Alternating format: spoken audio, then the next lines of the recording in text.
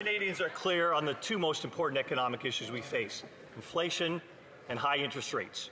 And they understand that government deficits cause inflation. Runaway deficits cause runaway inflation.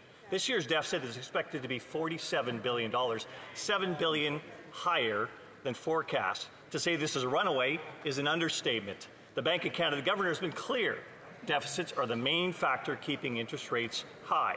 Will the Prime Minister cap his runaway spending with a dollar-for-dollar rule to bring down interest rates and inflation? Hear, hear. Hear. The Honourable Minister of Natural Resources. Thank you, Mr. Speaker. It is important that a responsible government addresses issues around affordability. It addresses issues around environmental sustainability. It invests in growing a clean economy, and it has a sound fiscal management strategy. We are doing all of those things. On the other side of this House, we have a Conservative Party of Canada who simply wants to cut and to cut and to cut. They will cut affordable childcare. They will cut dental care. They will cut the National School Food Program. They will cut the entire climate program. They will actually cut investments in growing a clean economy for the future. My goodness, it's such an irresponsible position that these folks are taking. The Honourable Member for Calgary Centre. Mr. Speaker, this government is just throwing taxpayer money at a wall without any thought about execution, and it's making matters worse for Canadians. It's a whack-a-mole approach to economic policy.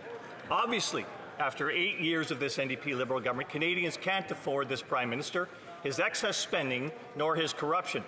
Scotiabank says that rate cuts could be delayed by high government spending. Wow. Next week, the Minister of Finance will table her budget.